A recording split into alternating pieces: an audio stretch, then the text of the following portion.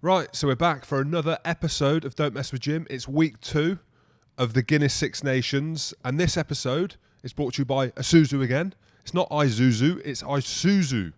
IS. See what I've done there? So thank you to them again, and a big shout out. And we're going to preview week 2. Last week was absolutely epic. How good were France? Unbelievable. But we're going to look forward, because it is week 2, and there is 2 absolute belters of matches coming up. The big one, not the biggest, the big one is Ireland versus Wales. Really hard one to call. Ireland had a tough win against Scotland, and they were made to work unbelievably hard.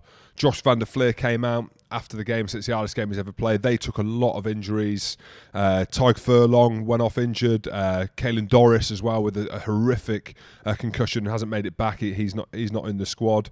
And I think Ringrose broke his hand as well. I think we were right in saying that. So it doesn't look great for Ireland in terms of the injuries that they picked up. But the good thing about that is Ireland won, or a good thing if you're Irish, is that they won and they were tested. I thought Scotland were brilliant in that game, and they pushed Ireland right down to the wire, because there's a lot of question marks about Ireland, the hangover from the World Cup, the fact that they peaked a couple of years early. Andy Farrell's now come at the helm. Johnny Sexton was made captain, who, apart from making the dive at the end where I thought we broke his jaw, I thought he had to have his jaw wired straight after the game. Turns out he didn't. But making him captain, he played really well, scored a try and a load of points. But this is the hardest one for me to call, because Wales, how good are Wales? I don't think we know. You know, Wayne Pivac's now at the helm. He had a nice light introduction against the Barbarians. I was there, pitch side for the match. Warren Gatland took charge of the Barbarians. The hero goes home. And it was a hard-fought win against the Barbarians, but they won at the Principality, Wayne Pivac's first game. Then they play Italy. What a lovely introduction for Wayne Pivac, eh? What more could you want? What more could you want? Italy, I tell you what, you're probably desperate for Italy to rock up as well. Do they rock up? No.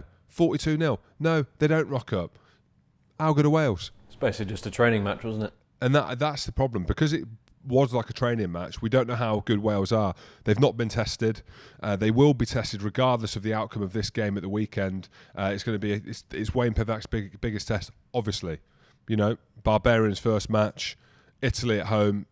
You know that this is going to be their biggest test. And I don't know how good this Wales team are. They were brilliant at the World Cup under Warren Gatland, the culture that they've got. Stephen Jones took the reins as backs coach because Rob Howley misdemeanours during the World Cup, so he got fast-tracked into there. But Wales are always going to be good, and this fixture is always unbelievable. Some of the Ireland players have come out and said that they're going to need to go to some dark places. I think Cian Healy said that he knows.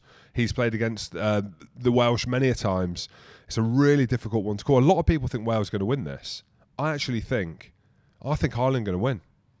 I think it's going to be a really close game, but I think the preparation that Ireland have had, and the preparation, I mean the game against Scotland, pushed them hard, and they're ready, albeit maybe carrying a couple of knocks. So, but they still haven't started Cooney. I had this debate, and you'll see later on in this show that I had an interview with Freddie Burns, and I asked him whether you can get carried away with wanting a player to starting in the team. So John Cooney starting ahead of Conor Murray, Billy Burns coming into the squad because he's been carving up for Ulster. You know, the whole Alex Don Brandt situation, number 8, that we'll come on to as well. So I think that sometimes you get carried away with players, and there's you jump on the media bandwagon. I think that's what we've done. I think you look back in hindsight, actually, you understand that Conor Murray is a world-class player. Like, it's not as if you're putting John Cooney in ahead of someone who's not that good. Conor Murray is a proven performer. He's world-class under pressure. I actually thought he played really well. And actually, John Cooney coming off the bench, what a player to have. And he was brilliant when he came on against Scotland the weekend. So we'll see.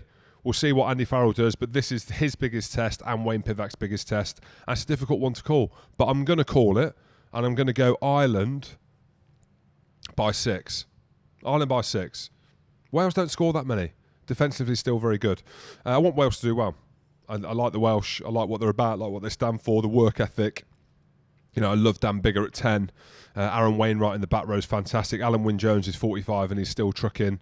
Ken Owens as well. Like, love what he's all about. So, you know, the Welsh team are very good. And Nick Tompkins, who I spoke to this week, we're going to do an interview with him next week. Some interesting stuff around Nick Tompkins, but I'm not going to give you that now. I'm going to save it. But what a lovely bloke, and what a fantastic debut he had. A debut.